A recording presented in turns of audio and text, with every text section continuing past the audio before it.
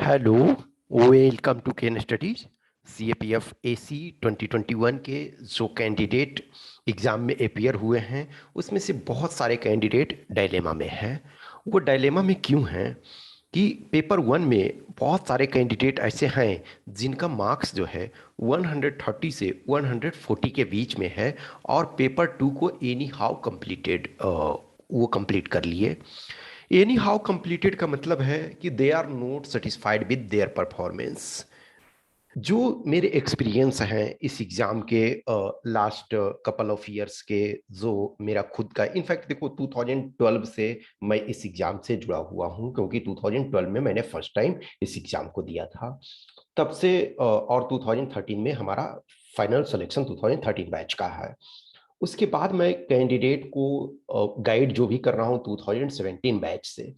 तो मैंने जो कुछ देखा है वो इस एग्जाम में, अभी देखो 2018 जो था, 18 में सीट काफी थे, तो वहां कहीं ना कहीं रिलैक्सेशन आपके पास था थोड़ा सा, कि जो इनफैक्ट 120 के रेंज में भी आए हैं पेपर वन में, वो उनका रिजल्ट हुआ है और इनफैक्ट 110 वाले में भी हुआ है, लेकिन पेपर टू और इंटरव्यू उनका अच्छा गया। तो लेकिन अभी 2018 और 2021 में बहुत डिफरेंस है। तो इसमें कम से कम 50 मैसेज हमारे पास आ चुका है कि ये इस रेंज में हमारा मार्क्स आ रहा है और हम क्या करें, क्या नेक्स्ट कोर्स ऑफ एक्शन होना चाहिए। अब देखो ये 130 से 140 मैं इस वजह से कह रहा हूं कि एग्जैक्ट किसी को भी एक तो रेंज में का लेने से होता है कि बहुत सारे कैंडिडेट इसमें कवर हो जाते हैं, और किसी का भी 100% श्योरिटी से नहीं कह सकते हो कि हमारे इतने मार्क्स आ रहे हैं। और पेपर टू में तो आप और अनसर्टेन होते हो। पेपर वन में कहीं ना कहीं लिटिल मोर सर्टेनिटी होती है कि यस, ये क्वेश्चन यदि गलत हो गया तो इसके इतने मार्क्स कट सकते हैं, लेकिन यदि इतने एग्जैक्ट सही हैं तो इतने मार्क्स मिल सकते हैं। तो यदि इस डायलेमा में हो तो आपका क्या कोर्स ऑफ एक्शन होना चाहिए, मैं इसमें इस वीडियो में यही आपको बताने जा रहा हूं। बिफोर मैं इसमें कुछ और करूं, ये ध्यान रखो कि देखो, जब हमने आपका 130 से 140 बताया और paper to any how completed, तो ये इंटायर स्टूडेंट्स के लिए बताया। अब जो हमने कट ऑफ आपको प्रेडिक्ट किया था, तो उसमें हमने जनरल, ओबीसी और ईडब्ल्यूएस, इन तीनों को हमने एक कैटेगरी में रखा था। उसमें हमने पेपर वन में आपको बताया था 126 से 132। फिर उसके बाद रिटेन में हमने बताया था आपको 210 से 216, और जो फाइनल सिलेक्शन के लिए हमने बताया था 328 और प्लस माइनस 2। ठीक है, तो 328 प्लस माइनस 2 आपका ये हमने फाइनल सिलेक्शन बताया था। जो SC ST कैंडिडेट थे, ठीक है, तो SC ST में जो है,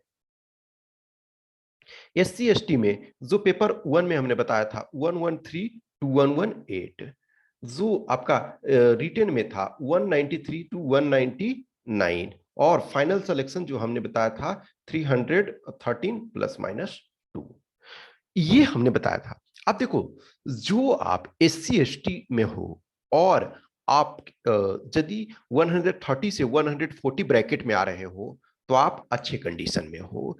अच्छे कंडीशन में इसका मतलब ये नहीं है गारंटी आपका सिलेक्शन, क्योंकि आपका पेपर टू और इंटरव्यू ही मायने रखता है। हो सकता है आप एकदम क्लोज बॉर्डर पे पहुंच गए हो, लेकिन 1 नंबर से नहीं हो पाया, 2 नंबर से नहीं हो पाया, 5 नंबर से नहीं हो पाया। लेकिन यदि आप SC ST में हो और 130 से 140 लाए हो और पेपर टू कंप्लीट किए हो, तो मैं समझता हूं तब भी आपके पास चांसेस अच्छे हैं। लेकिन जो आप ऊपर वाले में हो, आइदर जनरल, ओबीसी और ईडब्ल्यूएस, तो देखो, यदि आप 130 से 140 ला रहे हो तो मैक्सिमम चांसेस तो आपका पेपर वन में आप क्वालिफाई करोगे। पेपर वन में मैक्सिमम बहुत अच्छा चांस है कि जो, देखो 130 टू 140 का मतलब है, हो सकता है एग्जैक्ट आपका 130 ही हो, तो हो सकता है 1 नंबर से आप रह जाओ। लेकिन इसमें चूंकि वेरिएशन है, जो ईडब्ल्यूएस में हो तो थोड़ा सा आप 1 आध नंबर 2 नंबर का लीवरेज लोगे, ओबीसी में हो 1 आध नंबर का लीवरेज ले सकते हो। तो हमने ब्रैकेट में रखा है ये इस पॉइंट ऑफ व्यू से कि मैक्सिमम को कैटर किया जा सके। तो मान के चलो कि 130 आपने लाया, लेकिन अब 130 लाए हो तो आपको ये पेपर वन क्लियर कर गए, लेकिन पेपर टू में भी अब आपके पास कितने स्कोर चाहिए, कि आपको स्कोर चाहिए 80। 80 प्लस आपको स्कोर चाहिए रिटन जस्ट क्वालिफाई करने के लिए। और आपको कितने चाहिए फिर इंटरव्यू में मुश्किल होगा, जो इस ब्रैकेट में आओगे मुश्किल, लेकिन इसको ये इस ढंग से लो, 140 आपका आ गया और इसमें आपका 90 आ गया, तो 140 और प्लस 90 यदि आ रहा है तो आपके पास क्या हो रहा है, 230 हुआ। फिर आप इंटरव्यू में करोगे तो आपका आसानी से बन सकता है। तो डिपेंडिंग ऑन कि एनी हाउ कंप्लीट किए हो, और एनी हाउ में यदि आपके 60 टू 70 मार्क्स आ रहे हैं तब आपके लिए बहुत मुश्किल है। यदि ये सिचुएशन है तो आप पूरा होपफुल रहो। तो 130 में से 140 में देखो, आप अपने बारे में आपको पता है, आपकी राइटिंग स्किल्स के बारे में पता है। जो कैंडिडेट हमारे पास टेस्ट दिए हैं, पेपर 1 का दिए हों या पेपर 2 का दिए हो, पेपर 1 का तो बहुत ज्यादा आप एनालिसिस खुद कर रहे हो कि यस हमारे पास इतने स्कोर आ रहे हैं अप्रोक्सीमेट में। लेकिन पेपर 2 में जिन कैंडिडेट्स ने हमारे पास टेस्ट दिए हैं तो मुझे पता है कि ऑलमोस्ट उनका क्या मार्क्स आ सकता है।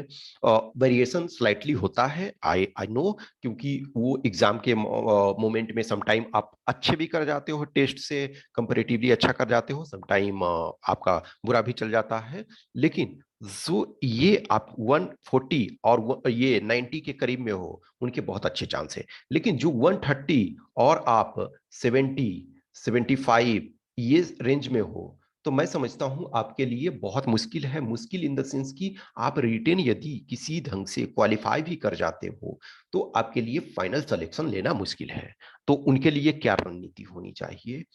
देखो, जो आपका नेक्स्ट कोर्स ऑफ एक्शन जो है वो इसी अनुसार एडजस्ट करो कि तीनों कंपोनेंट को देखो, इन तीनों कंपोनेंट का जो भी है आप उसके क्लोज में पहुंचते हो। मैंने आपको बताया कि जो इंटरव्यू के मार्क्स में है वो वेरिएशन होता है। वो 67 से आपका 113 यदि आ रहा है तो ये बहुत वेरिएशन है। आप अपने बारे में आपको पता है, मैं ये आपको बता सकता हूं, ये आपको एश्योर कर सकता हूं कि यस आप जिस भी स्टेटस में हो, आप प्रिपरेशन करते हो, फोकस करते हो तो आप पुश कर सकते हो। इंटरव्यू में मैं एक मार्क्स जो बेंचमार्क मान करके रखता हूं कि 90 मार्क्स, कि यदि आप एक अच्छे कैंडिडेट हो, एवरेज कैंडिडेट हो तो 90 से बिलो नहीं आने चाहिए इंटरव्यू में 150 में से। यदि आप थोड़ा सा अवेयर हो 95 प्लस हो जाओगे, थोड़ा सा आपने सीरियस लिया 100 तक क्रॉस कर जाओगे, और आपने उस पर बहुत अच्छा वर्क किया, जो आप प्रिपरेशन किए थे, जिस डेडिकेशन से रिटन का एग्जाम दिए थे उसी डेडिकेशन से यदि इंटरव्यू को लो उस सीरियसनेस में, और अपना ओरिजिनलिटी मेंटेन रखो। ओरिजिनलिटी इन द सेंस कि whatever you are, what is the personality of yours, maintain that. यदि आप उस पर्सनालिटी को मेंटेन रखते हो इंटरव्यू में, उस पर्सनालिटी को शो करते हो, पॉजिटिविटी रखते हो, यदि किसी भी चीज में ड्रास्टिक नहीं होते हो, ड्रास्टिक नहीं होने का मतलब है कि कोई भी चीज एब्सोल्यूट में, जब हम सोसाइटी में वर्क करते हैं या सिस्टम में हम वर्क करते हैं तो ए लॉट ऑफ थिंग्स होता है, जैसे स्टैंडर्ड ऑपरेटिंग प्रोसीजर आपको बताया जाता है।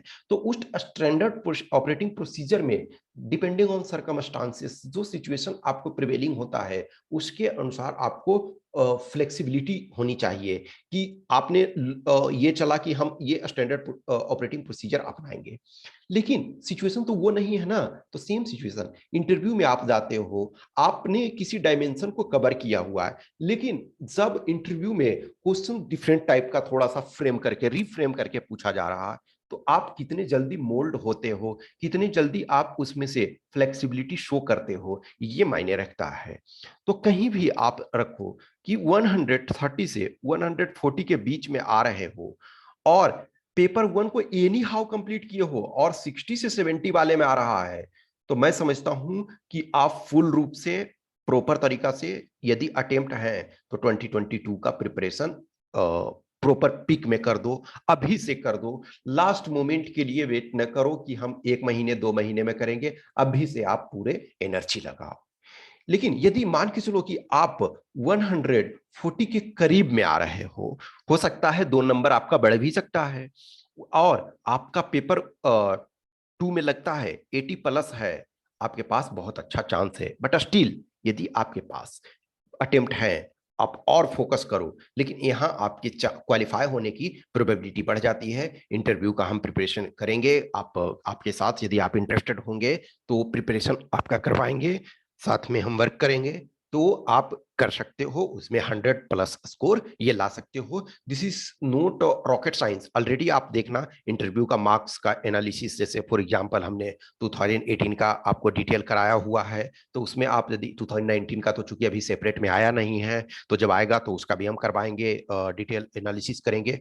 लेकिन 2018 का देखो, बहुत सारे कैंडिडेट हैं जो आराम से 100 प्लस लाए हैं, तो आप 100 प्लस ला सकते हो विद पॉजिटिव एटीट्यूड। जिन भी कैंडिडेट के पास अटेम्प्ट है और उस एज ब्रैकेट में हो कि आपके पास अटेम्प्ट है और ये 130 से 140 ला रहे हो, पेपर 2 में ये 70 60 80 ये सब है, आप पुश करो। जो एरिया आपका वीक है ये आप बेटर जानते हो, हमें आप जो बताओगे, जो स्टूडेंट प्रॉपर कांटेक्ट में है, जो अपना डिटेल के बारे में बताते हैं, तो मैं उनको गाइड कर सकता हूँ। हर के बारे में मैं नहीं जानता हूँ ना, साइंस आपका पुअर है या हिस्ट्री आपका पुअर है या क्वांटिटेटिव एप्टीट्यूड पुअर है, जो आपका पुअर है अभी उस पर फोकस करो। जब एग्जाम टाइम आता है तब उस पर आप प्रॉपर तरीका से उसको स्ट्रॉन्ग नहीं बना सकते हो। आज आपके पास मैथ खराब है, आप 2 महीना 3 महीना प्रॉपर तरीका से, तो ऐसा नहीं है कि सिर्फ और सिर्फ मैथ पढ़ोगे, लेकिन उसमें प्रॉपर तरीका से टाइम दो, एनर्जी दो।